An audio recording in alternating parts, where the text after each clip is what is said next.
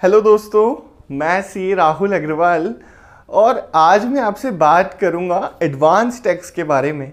ज़्यादातर लोगों को एडवांस टैक्स के बारे में नहीं पता होता और इस वजह से एडवांस टैक्स नहीं भरने की वजह से आपके ऊपर इंटरेस्ट और पेनल्टी लग जाती है। ज़्यादातर इस इंटरेस्ट और पेनल्टी का तब पता चलता है जब आप अपनी इनकम टैक्स के रिटर्न भर रहे होते हो। तो दोस्तों, अगर आपकी कोई भी इनकम है और स्पेशली जो मैं प्रॉपर्टी की बातें करता हूँ उससे लिंक करते हुए मैं आपको बताऊंगा कि अगर आपने कोई प्रॉपर्टी बेची है तो आपके ऊपर कैपिटल गेन में एडवांस टैक्स की लायबिलिटी कैसे कैलकुलेट होगी, कब पेमेंट करना है और अगर आपने पेमेंट नहीं किया एडवांस टैक्स का तो क्या इंटरेस्ट लगता है, कैसे लगता है, सारी बातें करेंगे इस वीडियो में। दोस्तों, सबसे पहले समझते हैं एडवांस टैक्स होता क्या है। तो दोस्तों, एडवांस टैक्स का मतलब है गवर्नमेंट ये कहती है कि दोस्तों जैसे फॉर एग्जांपल हमारा फाइनेंशियल ईयर है 1 अप्रैल 2023 से लेकर 31 मार्च 2024 तक, इसको बोलते हैं फाइनेंशियल ईयर 23-24। गवर्नमेंट का कहना है कि आप इस फाइनेंशियल ईयर में जो भी कमाएंगे, ज़रूरी थोड़ी है कि आप जब रिटर्न जुलाई में फाइल करोगे या कुछ लोग रिटर्न दिसंबर में भी फाइल करते हैं नेक्स्ट ईयर जुलाई 25 में या जुलाई दिसंबर में, तो उस टाइम रिटर्न भरते के टाइम हमको नहीं चाहिए टैक्स। हमको टैक्स जिस साल आप कमा रहे हो उसी साल दे दो।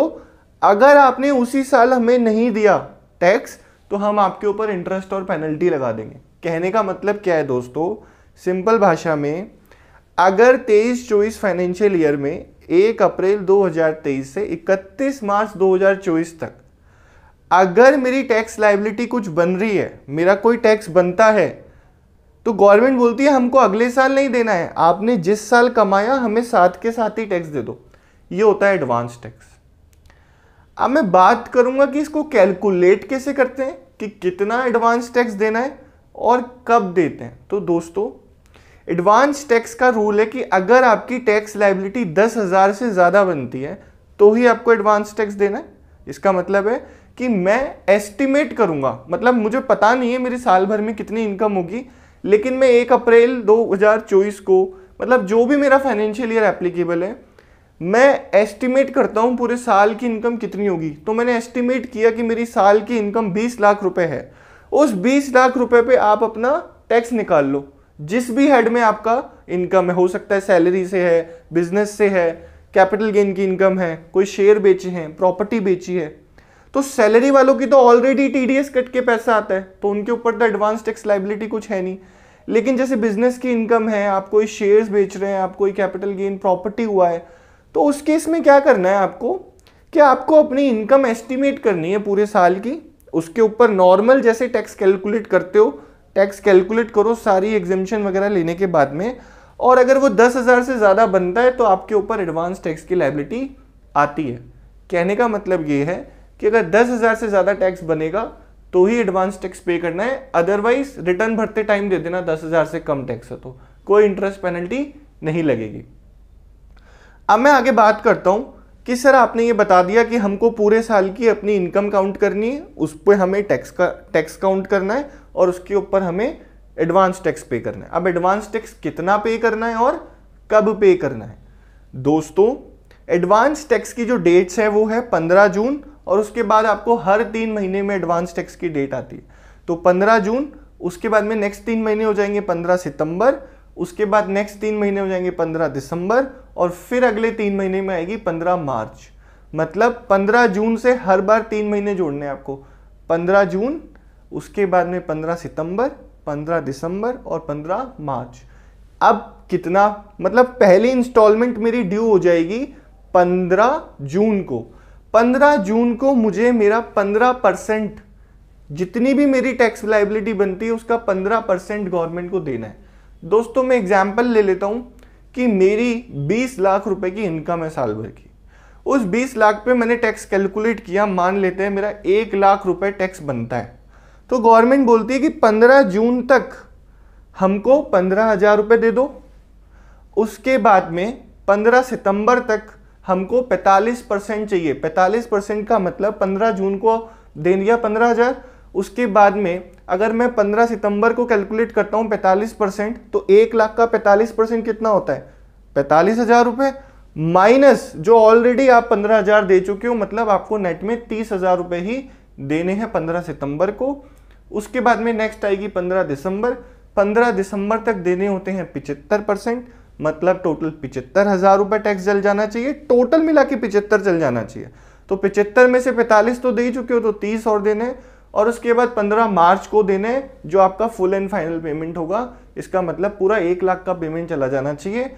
1 लाख माइनस 75,000, आपको 25,000 रुपए और देने हैं 15 मार्च को। तो ये तो बात हो गई सर डेट्स कि कब देना है, कितना देना है, मतलब आपकी इनकम को काउंट कर लो और उसके बाद में आपको डेट्स बता दी।